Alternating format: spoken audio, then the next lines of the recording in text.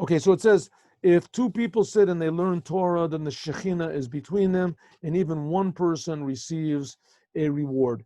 I think we are now on Mishnah Gimel. Yes, Rabbi Shimon Omer. Here I'll read from there. Rabbi Shimon Omer. Rabbi Shimon said,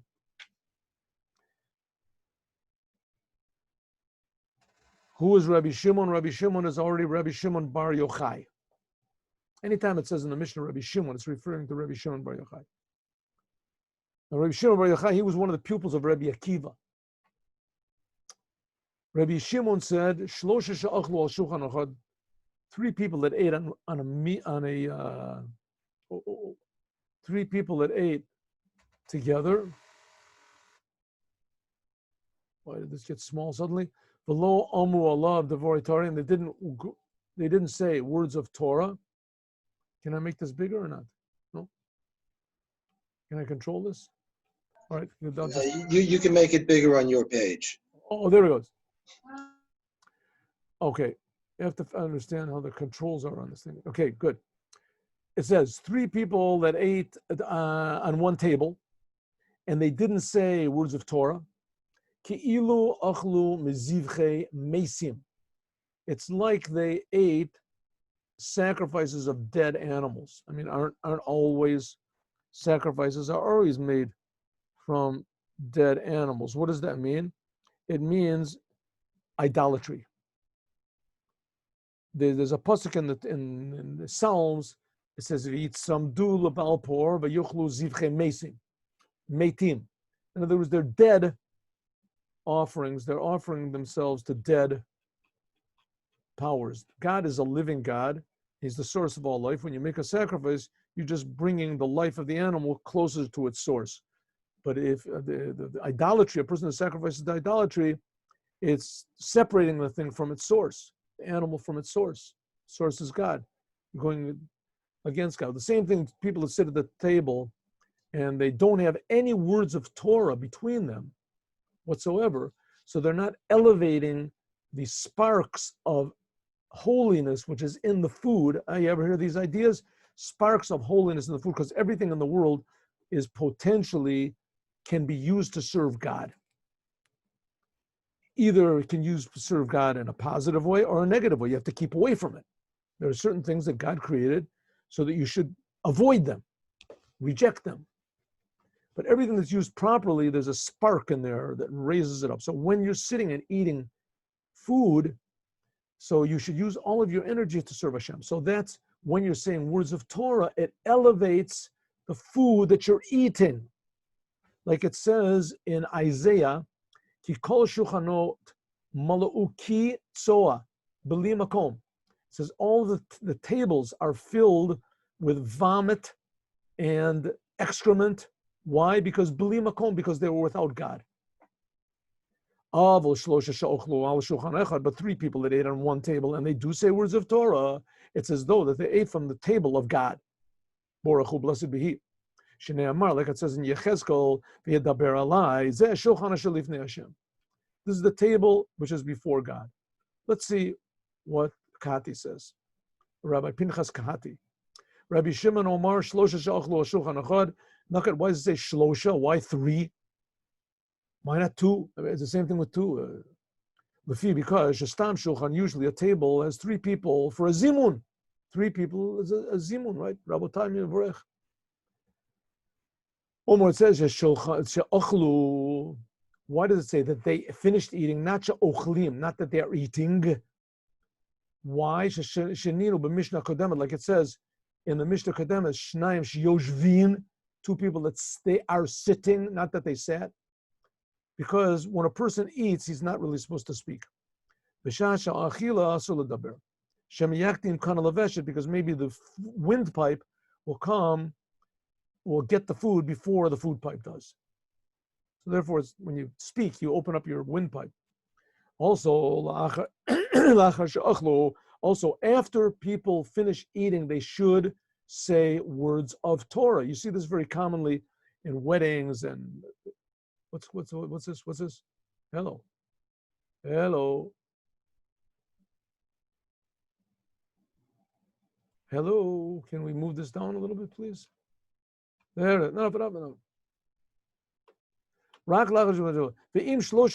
if 3 people ate al shulchan echad on one table, v'lo amru alav divrei Torah, and they didn't say words of Torah, ki'ilu achlu mizivchei mesim, it says no, that they ate from dead sacrifices to the dead.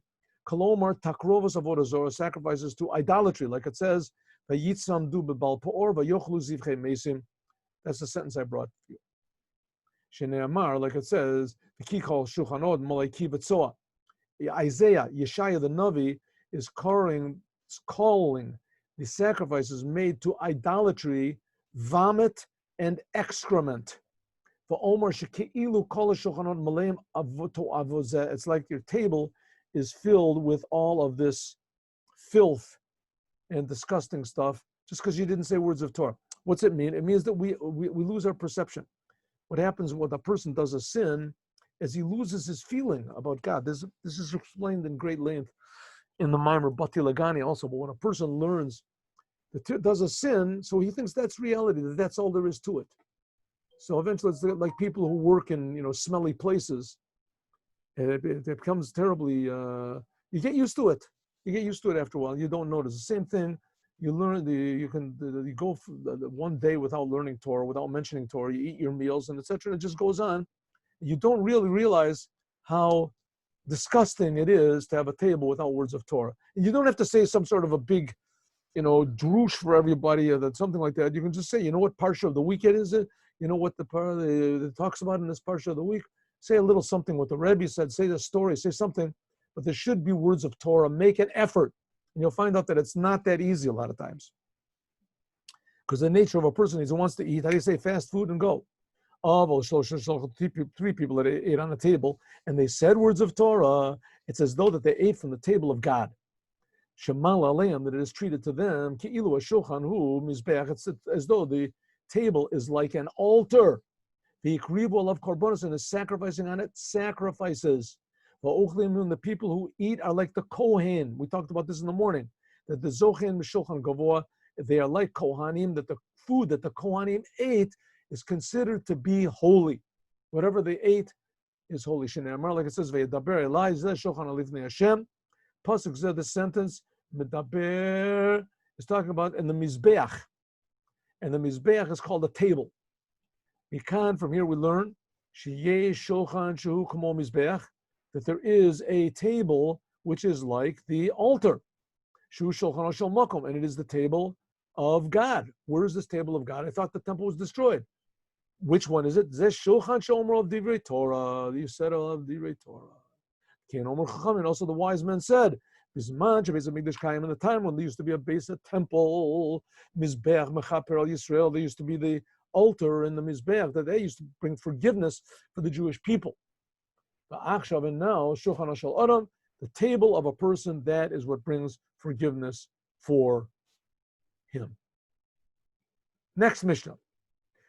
Mishnah number 3. Mishnah number 4. Rabbi Hanania ben Chachinai said, Hanor Balayla, one who is awake in the nighttime. Can we scroll down? For some reason it does not work for me. One who is awake in the nighttime, and he walks alone on the road. Hello? Why is it not working for me? Why can't I not scroll up?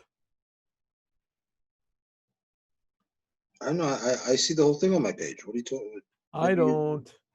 You see it, really? The next one? I'm scrolling and I'm scrolling. My fingers, there it goes, enough. Rabbi Hanania ben Chachanei Omar, Haner Balayla, one who's awake in the nighttime, and he is walking alone on the road, Umafna liba labatala, and he turns his mind to emptiness.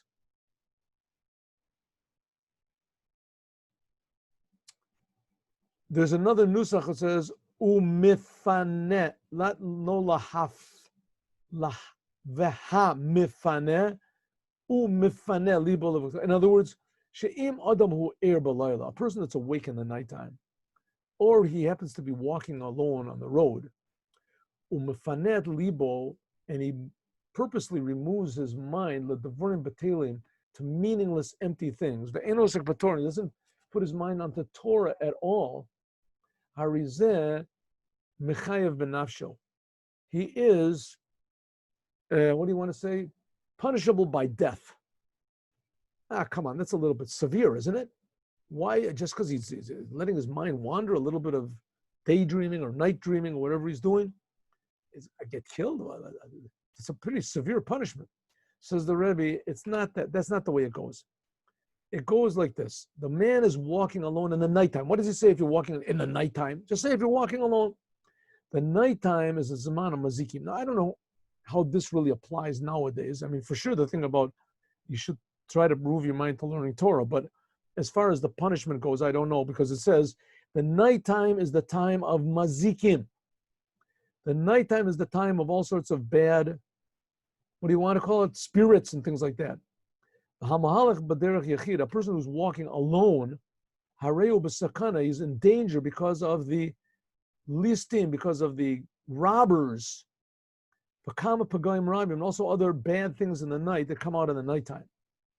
If he was working on the words of Torah, the Torah would protect him. Some people say, some people say exactly the opposite. The nighttime, this is really a good time. This is a holy time in the night. You should only think in the nighttime about things that they are pleasing to God. The nighttime is a holy time. You should think holy thoughts. Now is the time to get blessings. Because those times, these are important, and these are, how do you say, propitious times. These are fitting times, good times for thinking about the Torah. Because you're not working, you're not obligated to anybody. You're walking, you're alone. You don't hear any sounds of people talking. And when he removes his heart for nothing, what's going on? There we go. Oh, there we go.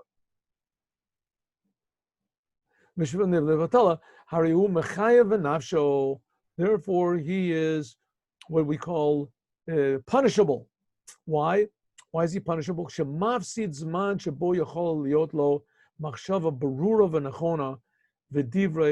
other words, his soul misses out. Not necessarily he's going to get killed, but it means his soul misses out on the blessings that he could get by learning Torah in the nighttime.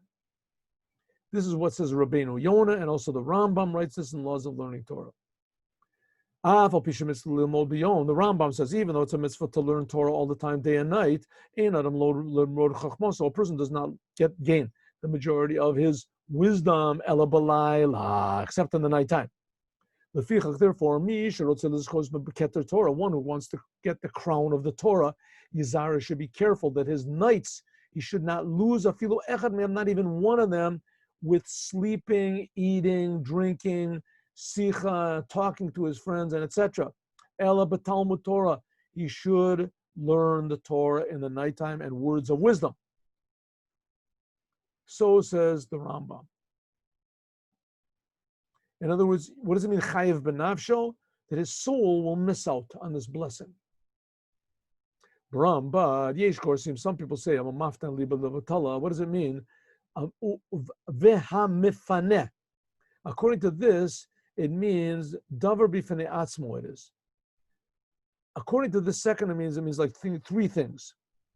V'shlosha devarim muva Rabbi Hanania. Number one, hanir balayla. One thing is a person who is awake. Namely, he's awake the whole night.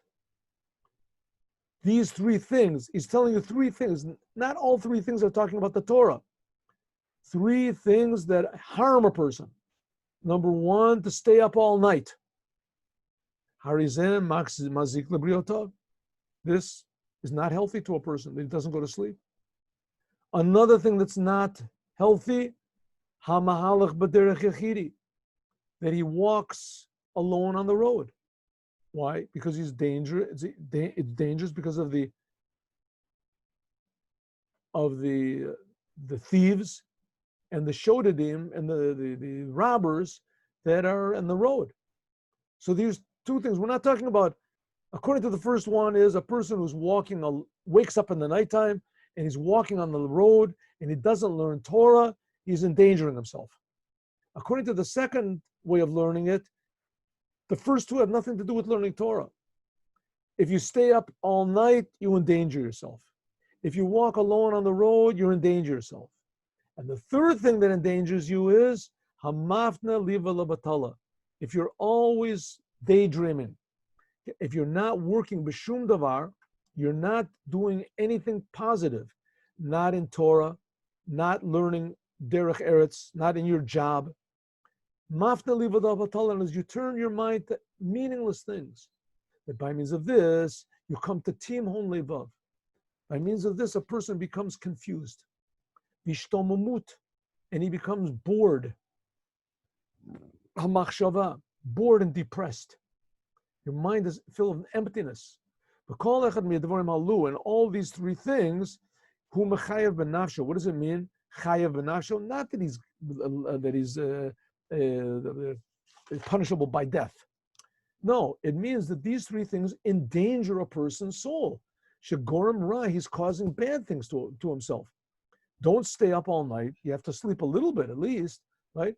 Don't walk alone in the nighttime places that are dangerous. And don't fill your head with empty stuff. Well, Rabbi Hananya is here, and Rabbi Hananya is warning a person, she'im kol emunaso, b'hashgachas habore. If all of your faith in the involvement of God, I'll call in Yanei Adam, that God is involved in everything you do, l'shalem l'kol echad k'maseo, that God repays you according to what you do, im ligmol, im la'onish, whether it is for reward or for punishment, then mikol makom roy lo, therefore a person should, it's fitting, shaloli poshea b'atzmo, don't cause yourself damage. Don't stay up all night for no reason. Don't walk alone in places that are dangerous, and don't fill your head with emptiness. Should be careful of things that danger is commonly found through them. Now a little bit of basar v'challah.